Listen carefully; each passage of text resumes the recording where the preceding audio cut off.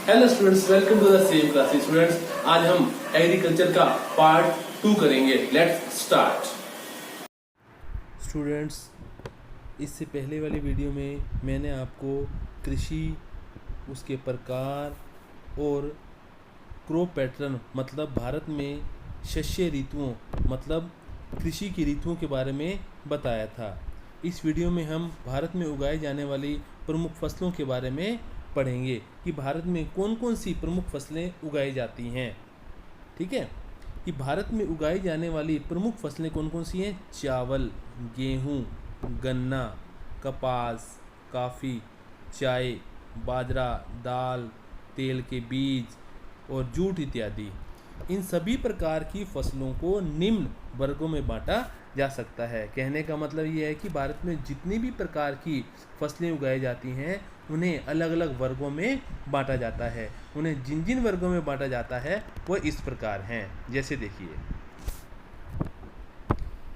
खाद्य फसलें मतलब ऐसी फसलें जिनका प्रयोग हम मुख्य रूप से किससे करते हैं, खाने के लिए करते हैं, जैसे गेहूँ और चावल।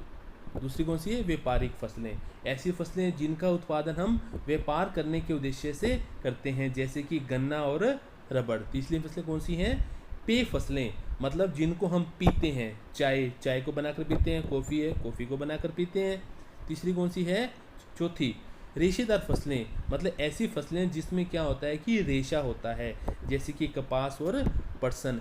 इन सभी प्रकार की फसलों के बारे में विस्तार पूर्वक हम अध्ययन करेंगे। तो आप बताएं सबसे पहली फसल कौन सी आई है। मैं कहने को तो मैं लिख दिया गेहूँ है, लेकिन एक्चुअली में ये क्या नज़र आ रहा है आपको, गेहूँ नज़र आ रही है। तो इसका मतलब ये है कि अब हम गेहूँ के बारे में पढ़ेंगे।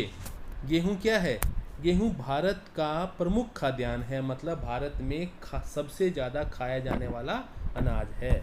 यह रब्बी की फसल है। इससे पहले वाली वीडियो में स्टूडेंट्स मैंने आपको बताया था कि रब्बी की फसलें कौन सी होती हैं।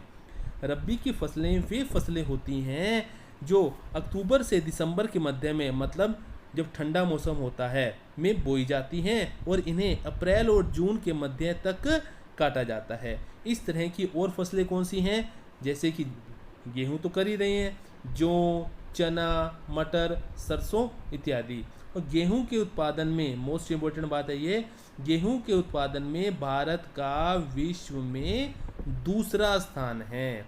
1 मार्क में कई बार क्वेश्चन आ जाता है। एक तो कौन सा कि गेहूं के उत्पादन में भारत का विश्व में कौन सा स्थान है, दूसरा स्थान है। और ये कौन सी फसल है, रब्बी की फसल है।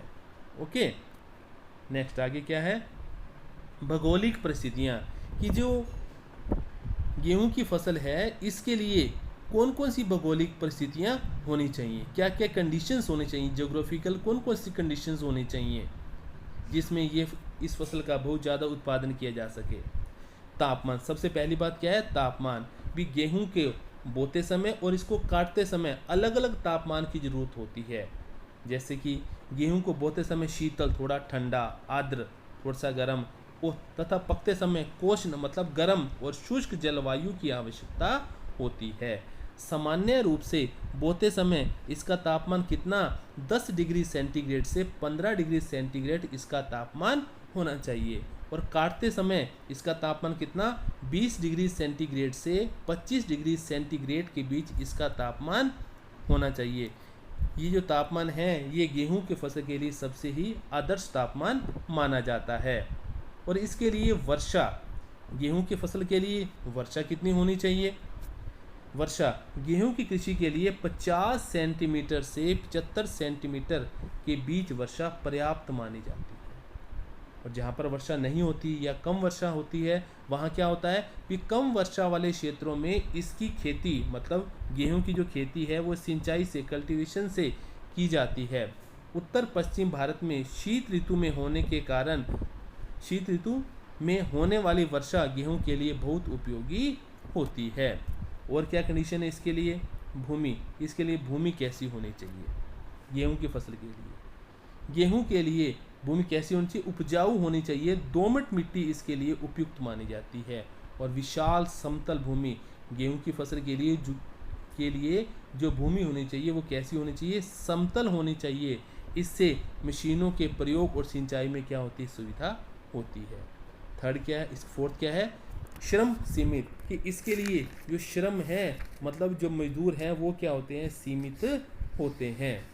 और इसकी जो तकनीक है नंबर 5, ये तकनीक कैसी होनी चाहिए, इसी तकनीक या मशीनें में इन्हें अधिक ज़रूरत पड़ती है इसके लिए मशीनों की, ताकि क्योंकि इसके लिए कटाई करना, फिर दाने निकालना, भूसे से गेहूं को अलग करना बहुत कठिन होता है। इसके लिए क्या होता है कि मशीनों का ज़्यादा से ज़्यादा प्रयोग किया जाता है। उत्पादन, गेहूं की फसल का उत्पादन, पीछे जाएंगे, वर्ष मतलब जो ईयर था 1988 से 1989 में गेहूं का उत्पादन कितना हुआ था, 5 करोड़ 10 लाख टन इसका उत्पादन था। गेहूं के उत्पादन में जो सफलता मिली उसे क्या कहा जाता है, हरित क्रांति कहा जाता है। मोस्ट इंपोर्टेंट क्वेश्चन है, 1 नंबर में ये आता है कि हरित क्रांति किसे कहा जाता है, कि गेहूं के उत्पादन में जो सफलता मिली, जो सक्सेस मिली, उसे क्या कहा जाता है, हरित क्रांति कहा जाता है।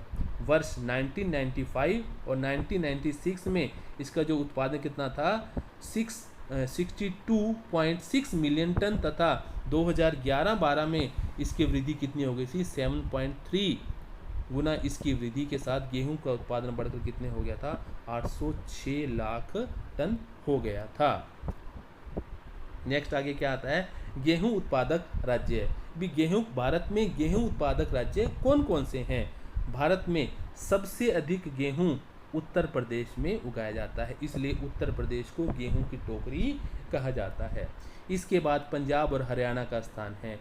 इन राज्यों के अतिरिक्त बिहार, मध्य प्रदेश, गुजरात, जम्मू कश्मीर, हिमाचल प्रदेश, राजस्थान और महाराष्ट्र में भी गेहूं को उगाया जाता है। नेक्स्ट, अगली फसल कौन सी है, गन्ना। जैसे आप सामने नजर आ रहा है आपको, ये क्या चीज़ है, गन्ना।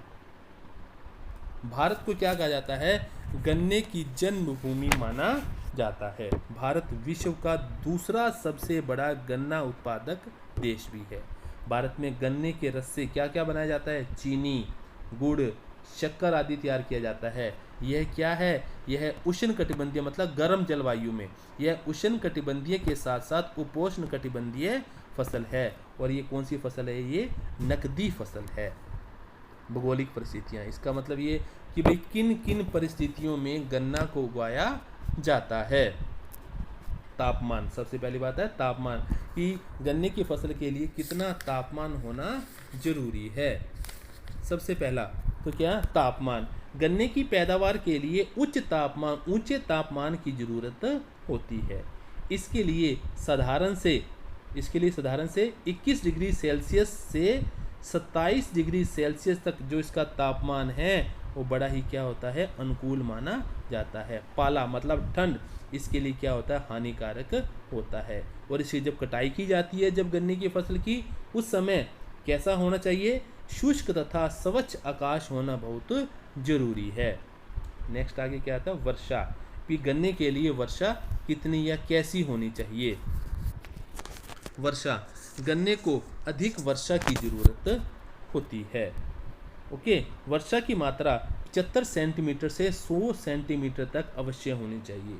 इसके अतिरिक्त सिंचाई के लिए बहुत अधिक जल की उपलब्धता होनी चाहिए। उचित सिंचाई व्यवस्था वाले क्षेत्रों में इसकी पैदावार बहुत अच्छी होती है। भूमि, गन्ने की फसल के लिए भूमि कैसी होनी चाहिए।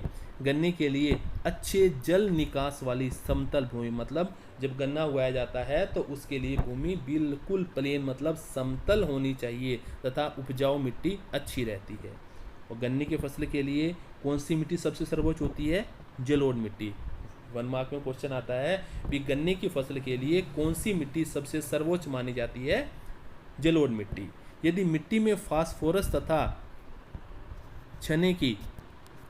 छूने की मात्रा अधिक हो तो गन्ने की फसल काफ़ी अच्छी होती है। श्रम मतलब इसके लिए मजदूर, कितना श्रम चाहिए होता है। श्रम, इसकी कटाई के लिए अधिक श्रमिकों की आवश्यकता होती है। गन्ना उत्पादन, भारत विश्व का सबसे बड़ा गन्ना उत्पादक देश है। अकेले यूपी में कुल उत्पादन का लगभग आधा भाग पैदा होता है। कहने का मतलब ये है कि भारत में सबसे ज़्यादा गन्ना यूपी में उगाया जाता है। इसके बाद महाराष्ट्र, पंजाब, आंध्र प्रदेश, तमिलनाडु, हरियाणा आदि उत्पादक राज्य हैं। हमारे देश में प्रति हेक्टेयर पैदावार कितनी है? 60। नेक्स्ट फसल जो हम करने जा रहे हैं उस फसल का नाम क्या है? चाय। चाय मतलब टी। भारत संसार का सबसे बड़ा चाय उत्पादक और निर्यातक देश है। मतलब ये कि भारत में चाय का उत्पादन सबसे ज़्यादा होता है और बाहर के देशों में भी क्या किया जाता है? चाय को निर्यात किया जाता है। इसे मतलब चाय को भारत में ब्रिटिश सरकार के द्वारा शुरू किया गया था। 1 मार्क के लिए मोस्ट इम्पोर्टेंट क्वेश्चन है कि भारत में इसे किसके द्वारा शुरू किया गया था? ब्रिटिश सरकार के द्वारा। यह रोपण कृषि का एक उदाहरण है। यह एक व्यापारिक फसल है। मतलब ये कि इसका उत्पादन भारत में व्यापार करने के उद्देश्य से भी किया जाता है। अब नेक्स्ट आगे क्या आता है कि भाई किन परिस्थितियों में चाय को उगाया जाता है। मतलब इसकी ज्योग्राफिकल जो कंडीशंस हैं वो कौन सी हैं, भौगोलिक परिस्थितियाँ कौन सी हैं, भी कौन से तापमान में इसे अच्छा उगाया जा सकता है। तो इसके लिए वो क्या है? सबसे पहले आता है इसका तापमान, टेम्परेचर। चाय कोष्ण और आर्द्र जलवायु का पौधा है। इसके लिए 10 डिग्री सेंटीग्रेड से 35 डिग्री सेंटीग्रेड तक का जो टेम्परेचर है वो बिल्कुल इसके लिए पर्याप्त उपयुक्त होता है। इसमें चाय की जो पत्तियां होती हैं इसमें क्या होता है? इसमें थीन नामक क्या होता है? एक तत्व होता है, एक एलिमेंट होता है जिसको पीने से क्या होती है? स्फूर्ति आती है। ये थीन नामक जो तत्व होता है ये एक तरह का एक नशीला तत्व होता है जिसको पीने से क्या होती है? स्फूर्ति आती है। तभी तो कहते हैं कि जब किसी को नींद आ रही हो तो क्या कर दो? चाय पिला दो, तो उसकी नींद क्या हो जाती है? गायब हो जाती है। नेक्स्ट आगे क्या आता है? वर्षा। कि चाय की फसल के लिए वर्षा कितनी होनी चाहिए? वर्षा चाय के पौधे के लिए अधिक वर्षा की ज़रूरत होती है। सामान्यतः इसके लिए 100 डिग्री सेंटीमीटर से 200 सेंटीमीटर तक वर्षा उपयुक्त रहती है। वह बौछारों वाली वर्षा में, मतलब जो चाय का जो पौधा है, मतलब इसके लिए जो वर्षा होनी चाहिए वो बौछार वाली होनी चाहिए। चाय के पौधों में निरंतर नई कोंपलें उठती रहती है। मतलब इसके लिए बौछारों वाली वर्षा क्या होती है? काफ़ी उपयुक्त होती है। श्रम, इसके लिए कितने मजदूरों की ज़रूरत होती है? इसके लिए अधिक श्रमिकों की आवश्यकता होती है। क्यों? क्योंकि इसके लिए क्या होता है कि जो अधिकतर काम है वो हाथों से करना पड़ता है। जैसे देखिए, जैसे इसकी स्टार्टिंग में आपको बताया था मैंने, जैसे देखो इसमें सभी लोग क्या कर रहे हैं? एक कतारों में लगी हुई हैं ये, और क्या कर रहे हैं? सारा काम अधिकतर किससे करते हैं? ये हाथों से ये काम किया जाता है। पत्तियों को हाथों से तोड़ा जाता है। ओके, नेक्स्ट आगे क्या आता है? भूमि। कि चाय के लिए भूमि कैसी होनी चाहिए? क्या? चाय की कृषि के लिए भूमि ढलवा मतलब ढलानदार होनी चाहिए। समतल नहीं होनी चाहिए, ढलानदार होनी चाहिए, ताकि जो पानी है वो चाय की जो फसल होती है उसकी जड़ों में न ठहर सके। पहाड़ी क्षेत्र चाय की फसल के लिए सबसे उपयुक्त माने जाते हैं। 1 मार्क में क्वेश्चन आता है कि किन क्षेत्रों में चाय की फसल मुख्य रूप से की जाती है? पहाड़ी क्षेत्रों में।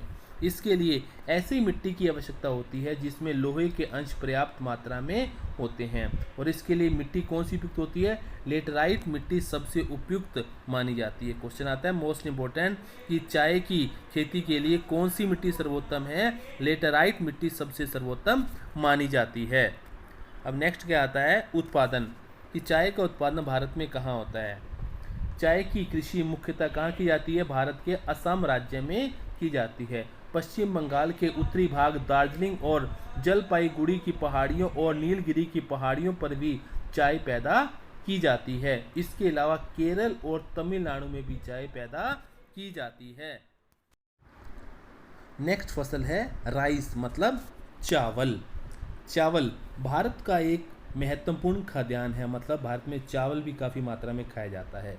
चावल के उत्पादन में चीन के बाद भारत का दूसरा स्थान है। मतलब क्वेश्चन ये आता है कि विश्व में चावल उत्पादन में भारत का कौन सा स्थान है? दूसरा स्थान है। संसार के कुल उत्पादन का लगभग 5वां भाग भारत में ही पैदा किया जाता है। और चावल कौन सी ऋतु की फसल है? खरीफ ऋतु की फसल है। भौगोलिक परिस्थितियाँ, मतलब ये कि भाई किन किन परिस्थितियों में चावल को उगाया जा सकता है या उगाया जाता है। चावल की फसल के लिए सबसे पहले आता है तापमान, टेम्परेचर।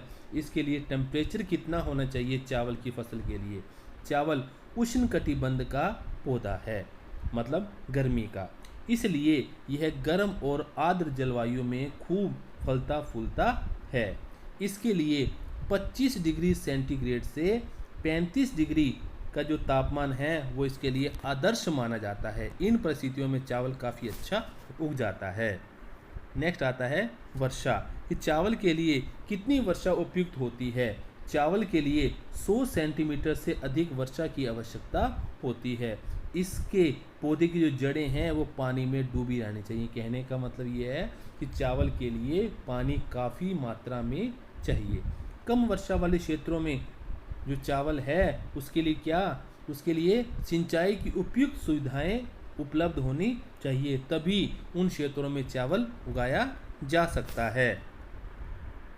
भूमि, कि चावल की कृषि के लिए भूमि कैसी होनी चाहिए। भूमि, इसके लिए चावल के लिए भूमि समतल प्लेन होनी चाहिए तथा इसके लिए उपजाऊ मिट्टी की आवश्यकता होती है। चावल की खेती के लिए सबसे सर्वोत्तम मिट्टी कौन सी मानी जाती है। जलोढ़ मिट्टी। मनमार्क में क्वेश्चन आता है वो ये कि चावल के लिए कौन सी मिट्टी सबसे सर्वोत्तम मानी जाती है। जलोढ़ मिट्टी। श्रम, इसके लिए किस प्रकार के श्रमिकों की या मेहनत की ज़रूरत होती है। चावल की कृषि के लिए अधिक श्रमिकों की आवश्यकता होती है। क्यों ऐसा किस लिए, क्योंकि इसमें जितने भी प्रकार के जो काम किए जाते हैं वो सारे के सारे हाथों से किए जाते हैं। इसके लिए क्या होता है कि चावल की कृषि के लिए अधिक श्रमिकों की आवश्यकता होती है। नेक्स्ट आता है इसका उत्पादन और वितरण, कि चावल का उत्पादन कौन से राज्यों में किया जाता है या इसका वितरण मतलब कहाँ कहाँ ये फैला हुआ है। चावल मुख्य रूप से उत्तर पूर्वी भारत के मैदानी इलाकों, तटीय क्षेत्रों, डेल्टाई क्षेत्रों में उगाया जाता है। पश्चिम बंगाल, विशेषकर सबसे ज़्यादा चावल भारत में पश्चिम बंगाल में उगाया जाता है। बिहार, यूपी, पंजाब, हरियाणा आदि चावल के उत्पादक राज्य हैं। भारत के जो दक्षिण राज्य हैं उनमें भी क्या होता है, कई क्षेत्रों में चावल उगाया जाता है। अब नेक्स्ट आगे क्या आता है, अन्य फसलें, कि जो पहले हमने फसलें की थी वो मुख्य रूप से खाद्यान्न फसलें थी और अब हम जो फसल करने जा रहे हैं वो अन्य फसलें हैं। कैसे मतलब, अब देखो आप ये आपको क्या नज़र आ रहा है, रुई, कॉटन मतलब कपास। ठीक है जी। अब हम कपास के बारे में पढ़ेंगे। कपास के बारे में क्या खास बात है कि भारत को कपास के पौधे का मूल स्थान माना जाता है। कपास क्या है कि फसल, जो कपास की जो फसल है वो उष्ण और उपोष्ण क्षेत्र में उगाई जाती है। यह खरीफ की फसल है। इस फसल को उगाने के लिए उच्च तापमान, हल्की वर्षा या सिंचाई जो है पाला रहित दिन, मतलब ठंडा नहीं होना चाहिए, और इसके लिए खिली धूप की ज़रूरत होती है। और कपास की जो फसल है वो इसके लिए जो मिट्टी है वो काली मिट्टी इसके लिए सबसे उपयुक्त मानी जाती है। नेक्स्ट आता है रबड़। अब देखो रबड़ के चित्र देखो क्या है कि एक पेड़ों से निकाला जाता है रबड़। कैसे होता है हम पढ़ेंगे अभी।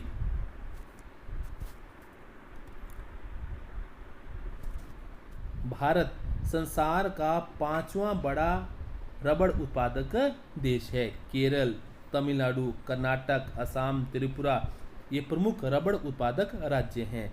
देश के लगभग 97% प्राकृतिक रबड़ की मांग जो है वो कहाँ से होती है, घरेलू उत्पादन से ही पूरी हो जाती है। ओके, हाँ जी। रबड़ उष्णकटिबंधीय पौधा है। इसके जो वृक्ष हैं वो भूमध्य रेखीय सदाबहार वनों में पाए जाते हैं। 1 मार्क में क्वेश्चन आता है कि जो रबड़ का ये कैसा पौधा है, उष्णकटिबंधीय पौधा है। इसके वृक्ष मुख्य रूप से कहाँ पाए जाते हैं, भूमध्य रेखीय सदाबहार वनों में इसके वृक्ष पाए जाते हैं। इसके दूध जिसे क्या जाता है, लेटेक्स कहा जाता है, मतलब जिससे दूध निकलता है उसको क्या कहा जाता है, लेटेक्स कहा जाता है। उस चीज़ से, उस दूध से क्या किया जाता है, रबड़ तैयार किया जाता है। रबड़ विभिन्न जातियों के पेड़ों के शीर, मतलब जो उसकी छाल होती है उसको छीलने के बाद वहाँ से दूध निकलता है, उससे रबड़ बनाया जाता है। आमतौर पर क्या कि सबसे पहले इसका प्रयोग, रबड़ का प्रयोग पेंसिल, जो हम पेंसिल का यूज़ करते हैं उसके निशान मिटाने के लिए इसका प्रयोग किया जाता था। लेकिन आज इसका उपयोग विभिन्न औद्योगिक उत्पादों जैसे कि टायर और ट्यूब बनाने में किया जाता है। रबड़ के वृक्ष के लिए गर्म और आर्द्र जलवायु की आवश्यकता होती है और इसके लिए जो वर्षा है वो 200 सेंटीमीटर से अधिक उपयुक्त मानी। नेक्स्ट फसल है पटसन। पटसन को क्या कहा जाता है? जूट भी कहा जाता है। जूट या पटसन एक रेशेदार व्यापारिक फसल है। ये मतलब इसका उत्पादन व्यापार के उद्देश्य से किया जाता है, जो कि उष्ण और आर्द्र जलवायु की फसल है। जूट की फसल को तैयार होने में कितना समय लगता है? 8 से 10 महीने का समय लगता है। जूट के पौधे से रेशा प्राप्त किया जाता है और भारत विश्व का सबसे बड़ा जूट उत्पादक देश है। नेक्स्ट आगे क्या है कि देश का लगभग जितना भी जूट है, सारा जूट वो 5 राज्यों में मुख्य रूप से है। तो क्या कि पश्चिम बंगाल, बिहार, असम, ओडिशा और मेघालय में इसे उगाया जाता है। और इसका उपयोग कहाँ होता है? चटाई बनाने में, रस्सी बनाने में, सूत बनाने में, कालीन बनाने में और अन्य कलाकृतियाँ बनाने में इसका प्रयोग किया जाता है। मोस्ट इम्पोर्टेंट कि सुनहरी रेशा किसे कहा जाता है? जो जूट होता है उसको क्या कहा जाता है? सुनहरी रेशा, मतलब गोल्डन रेशा कहा जाता है। नेक्स्ट आगे क्या आता है? तिलहन उत्पादन, मतलब तिलों का उत्पादन। भारत संसार में सबसे बड़ा तिलहन उत्पादक देश है। देश में कुल बोए गए क्षेत्र के 12% भाग पर तिलहन की कई फसलें उगाई जाती हैं, जैसे कि मूंगफली, सरसों, नारियल, तिल, सोयाबीन, अरंडी, बिनोला, अलसी, सूरजमुखी। और भारत में उगाए जाने वाले ये क्या हैं? मुख्य तिलहन फसलें हैं। जैसे देखो अब क्या आ गया, जैसे मूंगफली, सूरजमुखी, सरसों, ये क्या चीज़ें? मुख्य तिलहन फसलें हैं। जो मुख्य तिलहन फसलें हैं ये ज़्यादातर क्या होती हैं? ये वाली ज़्यादातर ये खाद्य फसलें होती हैं और जो खाना बनाने में प्रयोग किए जाती हैं। किंतु इनमें से कुछ बीज ऐसे होते हैं, उन बीज के तिलों को क्या किया जाता है? से साबुन, श्रृंगार का सामान, कॉस्मेटिक्स, ज़्यादातर उपटन उद्योग में कच्चे माल के रूप में इनका प्रयोग किया जाता है। नेक्स्ट क्या आता है? मोटे अनाज। मोटे अनाज का मतलब क्या है कि जिनका जो दाना होता है वो थोड़ा मोटा होता है। ज्वार, बाजरा और रागी, ये क्या है? ज्वार, बाजरा और रागी प्रमुख मोटे अनाज हैं। ये सभी खरीफ की फसलें हैं। इनके उत्पादन के लिए सिंचाई की क्या होती है? नाम मात्र की ज़रूरत होती है। जो ज्वार की फसल है वो आर्द्र और जो बाजरा की फसल है वो शुष्क क्षेत्रों में बोई जाती है। जैसे चित्र में क्या बताया हुआ, देखो कैसी फसल है? ये मोटे दाने की फसल होती है ये। Okay students. वेल स्टूडेंट्स, आज के लेक्चर में बस इतना ही। मिलते हैं नेक्स्ट लेक्चर में एग्रीकल्चर की अदर टर्म्स के साथ। Till then stay home, stay safe, stay healthy. जय हिंद।